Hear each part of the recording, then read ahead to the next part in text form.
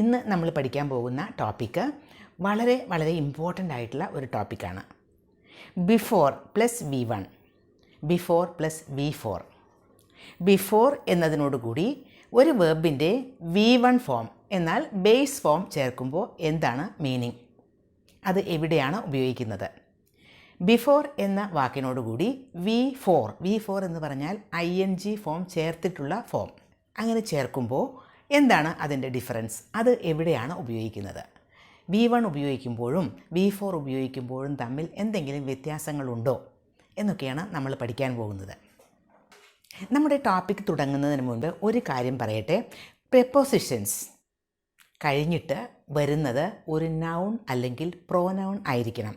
അത് ഇംഗ്ലീഷിലെ ഒരു റൂളാണ്, വളരെ ഇമ്പോർട്ടൻ്റ് ആയിട്ടുള്ള ഒരു റൂളാണ് അത്. പ്രെപ്പോസിഷൻ കഴിഞ്ഞാൽ നൗൺ അല്ലെങ്കിൽ പ്രോനൗൺ ആണ് വരേണ്ടത്. ഒരു എക്സാമ്പിൾ നോക്കൂ. Before dinner wash your hands. നോക്കൂ, ബിഫോർ കഴിഞ്ഞിട്ട് ഡിന്നറിന് മുൻപ് വാഷ് യുവർ ഹാൻഡ്സ്, നിങ്ങളുടെ കൈകൾ കഴുകൂ എന്നാണ്. ഇവിടെ ബിഫോർ കഴിഞ്ഞിട്ട് വന്നിരിക്കുന്നത് എന്താ? ഡിന്നർ എന്താ? നൗൺ അല്ലേ? അപ്പോൾ before dinner wash your hands. ഇനി വേറൊരു sentence. Before him John was handling the account.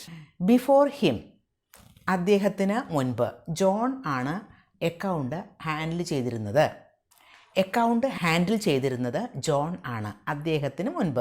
അത് വേറൊരാളാണ്. അപ്പോൾ ബിഫോർ ഹിം എന്താ? പ്രോനൗൺ ആണ്. അതാണ് പറഞ്ഞത്, പ്രെപ്പോസിഷൻ കഴിഞ്ഞാൽ നൗൺ അല്ലെങ്കിൽ പ്രോനൗൺ വരണം. ഡിന്നർ എന്നത് നൗൺ ആണ്, ഹിം എന്നത് ഒരു പ്രോനൗണും ആണ്. പക്ഷേ നമുക്ക് ഒരു വേർബ് ഉപയോഗിക്കേണ്ടി വന്നാലോ ബിഫോർ കഴിഞ്ഞിട്ട്? ഇപ്പോൾ നമ്മൾ ആക്ഷൻസിനെ പറ്റി പറയില്ലേ, ഭക്ഷണം കഴിക്കുന്നതിന് മുൻപ്. അപ്പോൾ അവിടെ ഒരു ആക്ഷൻ അല്ലേ വരുന്നത്, ഒരു വേർബല്ലേ വരുന്നത്. പാത്രങ്ങൾ കഴുകുന്നതിന് മുൻപ്, ഇവിടെ നിന്ന് പോകുന്നതിന് മുൻപ്, അവനെ മീറ്റ് ചെയ്യുന്നതിന് മുൻപ്, ഇതൊക്കെ ആക്ഷൻസ് അല്ലേ. അപ്പോൾ ആക്ഷൻസ് വരുമ്പോൾ മുൻപ് എന്നുപയോഗിക്കാൻ നമ്മൾ എന്താ ഉപയോഗിക്കുക? അവിടെയും ബിഫോർ തന്നെയല്ലേ ഉപയോഗിക്കേണ്ടത്. അപ്പോൾ നമുക്കൊരു വഴിയുണ്ട്. കാരണം പ്രെപ്പോസിഷൻസ് കഴിഞ്ഞാൽ നൗൺ അല്ലെങ്കിൽ പ്രോനൗൺ ഉപയോഗിക്കണം. പിന്നീട് വരുന്ന ആ ഒരു ആക്ഷൻ അതൊരു വേർബായിരിക്കുമല്ലോ, അതിനെ നമുക്ക് നൗൺ ആക്കി മാറ്റണം. വേർബിൽ നിന്നും നൗൺ ആക്കി മാറ്റാമല്ലോ. വേർബൽ നൗൺ അല്ലെങ്കിൽ ജെറണ്ട്. ഒരു വേർബിനോട് കൂടി ING ചേർത്ത് നമുക്ക് അത് സാധിക്കും. ഫോർ എക്സാമ്പിൾ, വാക്ക് നടക്കുക, വാക്കിംഗ് നടത്തം. സ്ലീപ്പ് ഉറങ്ങുക, സ്ലീപ്പിംഗ് ഉറക്കം. റീഡ് വായിക്കുക, റീഡിംഗ് വായന. റൈറ്റ് എഴുതുക, റൈറ്റിംഗ് എഴുത്ത്. അപ്പോൾ ഇത്തരത്തിൽ വളരെ ഈസി ആയിട്ട് ING ഫോം ചേർത്ത് നമുക്ക് വേർബൽ നൗൺ അല്ലെങ്കിൽ ജെറണ്ട് ഉണ്ടാക്കാം. അപ്പോൾ നമുക്ക് പ്രെപ്പോസിഷൻ കഴിഞ്ഞാൽ ആ ഒരു നൗൺ ഉപയോഗിക്കാം. കാരണം ഒരു ജെറണ്ട് ആയിക്കഴിഞ്ഞാൽ അതിന് ഒരു നൗൺ ബിഹേവ് ചെയ്യുന്നത് പോലെ തന്നെ ബിഹേവ് ചെയ്യാൻ പറ്റും. അതുകൊണ്ട് തന്നെ നമുക്ക് അവിടെ ജെറണ്ട് ഉപയോഗിക്കാം, ആക്ഷനാണ് വരുന്നതെങ്കിൽ. അപ്പോൾ ഭക്ഷണം കഴിക്കുന്നതിന് മുൻപ് കൈകൾ കഴുകണം എന്നാണെങ്കിൽ എങ്ങനെ പറയും? Before eating. നോക്കൂ, ഈറ്റ് എന്ന വേർബിനെ ഈറ്റിംഗ് എന്നാക്കി അതിനെ നമ്മളൊരു വേർബൽ നൗണാക്കി ഒരു ജെറണ്ട് ഫോമിലേക്ക് മാറ്റി. Before eating always wash your hands. പക്ഷേ പ്രെപ്പോസിഷൻ കഴിഞ്ഞിട്ട് ഒരു ബേസ് ഫോം ഉപയോഗിക്കാൻ പാടില്ല, അതിനെ നൗണാക്കി മാറ്റിയിട്ട് വേണം ഉപയോഗിക്കാൻ. അപ്പോൾ ബിഫോർ കഴിഞ്ഞിട്ട് ഒരു ബേസ് ഫോം ഉപയോഗിക്കുന്ന ചില കോണ്ടെക്സ്റ്റുകൾ നിങ്ങൾക്കിപ്പോൾ ഓർമ്മയുണ്ടാവും. ഇപ്പോൾ ബിഫോർ യു ഗോ, നിങ്ങൾ പോകുന്നതിന് മുൻപ് എന്നുപയോഗിക്കുന്നില്ലേ? അവിടെ ഗോ എന്നത് ING ഫോമൊന്നും ഇല്ലല്ലോ, അവിടെ ഗോ എന്ന ബേസ് ഫോമല്ലേ ഉപയോഗിച്ചിരിക്കുന്നത്. Before you go. Before I come, ഞാൻ വരുന്നതിന് മുൻപ്. ഐ കം എന്നത് ബേസ് ഫോമല്ലേ, ING ഫോമല്ലല്ലോ. അങ്ങനെയുള്ള സെൻറ്റൻസുകൾ കണ്ടിട്ടില്ലേ? അപ്പോൾ അതെന്താണ് അങ്ങനെ? ബിഫോർ കഴിഞ്ഞിട്ട് ING ഫോമാണ് ഉപയോഗിക്കേണ്ടത് ആക്ഷൻ ആണെങ്കിൽ എന്ന് പറഞ്ഞല്ലോ. പക്ഷേ ഇതൊക്കെ എന്താ? Before you go let's have a cup of tea. Before you go, നീ പോകുന്നതിന് മുൻപ് എന്നാണ് അതിൻ്റെ meaning. Before you go let's have a cup of tea. നമുക്ക് ഒരു കപ്പ് ചായ കുടിക്കാം എന്നാണ്. ഇവിടെയും നോക്കൂ, ബിഫോർ യു ഗോ വേർബിൻ്റെ ബേസ് ഫോമാണ് ഉപയോഗിച്ചിരിക്കുന്നത്. Make sure to call me before you leave. നോക്കൂ, ബിഫോർ യു ലീവ്, നിങ്ങൾ പോകുന്നതിന് മുൻപ്, വിട്ടു പോകുന്നതിന് മുൻപ്. Make sure to call me, നിങ്ങൾ എന്നെ വിളിക്കുക എന്നത് ചെയ്യൂ എന്നാണ്. മേക്ക് ഷുവർ അതായത് അത് എൻഷുർ ചെയ്യൂ, അത് ഉറപ്പാക്കൂ എന്നാണ്. എന്നെ വിളിക്കുക എന്നത്. Make sure to call me before you leave. നോക്കൂ, ബിഫോർ യു ലീവ് അവിടെയും V1 ഉപയോഗിച്ചു. തിങ്ക് ബിഫോർ യു സ്പീക്ക്, ഇത് നമ്മളെപ്പോഴും ഉപയോഗിക്കുന്ന ഒരു ഫ്രേസ് അല്ലേ, തിങ്ക് ബിഫോർ യു സ്പീക്ക്. ആലോചിച്ചിട്ട് സംസാരിക്കൂ, അല്ലെങ്കിൽ സംസാരിക്കുന്നതിന് മുൻപ് ആലോചിക്കൂ. നോക്കൂ, ബിഫോർ യു സ്പീക്ക്, അതും അവിടെ നമ്മൾ യു സ്പീക്കാണ്, യു സ്പീക്കിംഗ് അല്ല ഉപയോഗിച്ചത്. അതെന്താണ് അപ്പോൾ അതുപോലെ ഉപയോഗിക്കുന്നത് എന്ന് നിങ്ങൾക്ക് തോന്നുന്നില്ലേ?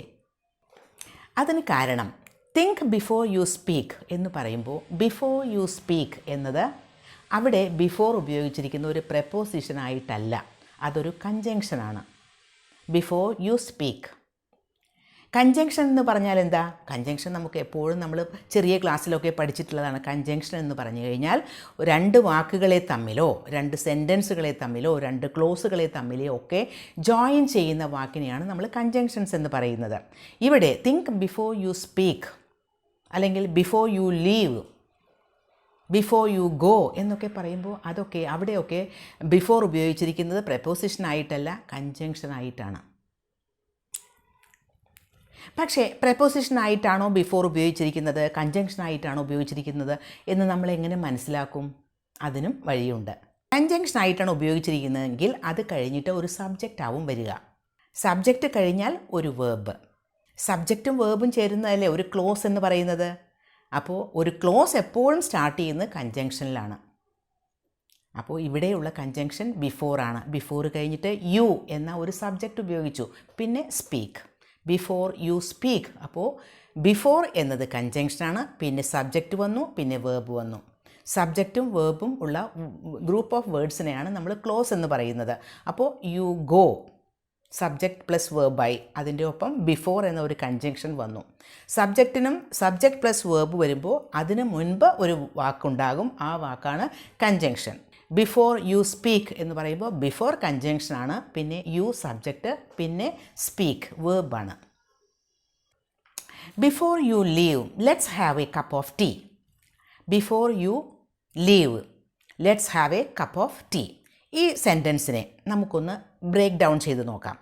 ബിഫോർ യു ഗോ, നോക്കൂ, ബിഫോർ എന്നത് ആ സെൻറ്റൻസിൽ കൺജങ്ഷനാണ്, യു എന്നത് സബ്ജക്റ്റാണ്, ഗോ എന്നത് വേർബും ആണ്. സബ്ജക്റ്റ് പ്ലസ് വേർബിന് മുൻപ് ഒരു വേർഡ് വന്നു, ആ വേർഡാണ് കൺജങ്ഷൻ. സബ്ജക്റ്റ് കഴിഞ്ഞിട്ട് നമുക്ക് ING ഫോം ഉപയോഗിക്കാൻ പാടില്ല. Before you speak, before you speaking എന്ന് ഉപയോഗിക്കാൻ പാടില്ല. Before you leave, before you leaving എന്ന് ഉപയോഗിക്കാനും പാടില്ല. സബ്ജക്റ്റ് കഴിഞ്ഞിട്ട് ഉപയോഗിക്കേണ്ടത് വേർബിൻ്റെ ബേസ് ഫോം തന്നെയാണ്, ING ഫോമൊന്നും ഇല്ലാത്ത form. Before leaving let's have a cup of coffee എന്ന് പറയാം. ബിഫോർ ലീവിങ്, അപ്പോൾ ലീവിങ് എന്നത് ജെറണ്ടാണ് അവിടെ. അപ്പോൾ ബിഫോർ അവിടെ പ്രപ്പോസിഷനാണ്. പ്രപ്പോസിഷൻ വന്നതുകൊണ്ട് അത് കഴിഞ്ഞിട്ട് ഉപയോഗിക്കുന്നത് ജെറണ്ട് തന്നെ ആയിരിക്കണം. അത് കഴിഞ്ഞിട്ട് ഉപയോഗിക്കേണ്ടത് നൗൺ തന്നെ ആകണം എന്നുള്ളത് കൊണ്ടാണ് ലീവ് എന്നതിനെ ലീവിങ് ആക്കിയത്. Before leaving let's have a cup of tea. ഇനി ബിഫോർ യു ലീവ്, ബിഫോർ കഴിഞ്ഞിട്ട് യു വന്നു, അപ്പോൾ അവിടെ ബിഫോർ കൺജങ്ഷനായി. Before you leave let's have a cup of tea. Before you go എന്ന് പറയുമ്പോൾ അതൊരു ക്ലോസ് ആണ്, ബിഫോർ അവിടെ കൺജങ്ഷനാണ്. ബിഫോർ ലീവിങ് എന്ന് പറയുമ്പോൾ ബിഫോർ പ്രപ്പോസിഷനാണ്, അത് കഴിഞ്ഞിട്ട് ലീവിങ് എന്ന ഒരു ജെറണ്ട് വന്നു. ബിഫോർ ഐ കം എന്ന് പറയുമ്പോൾ അതൊരു ക്ലോസ് ആണ്, ബിഫോർ അവിടെ കൺജങ്ഷനാണ്. ബിഫോർ കമ്മിങ് എന്നാണെങ്കിൽ ബിഫോർ അവിടെ പ്രപ്പോസിഷനാണ്.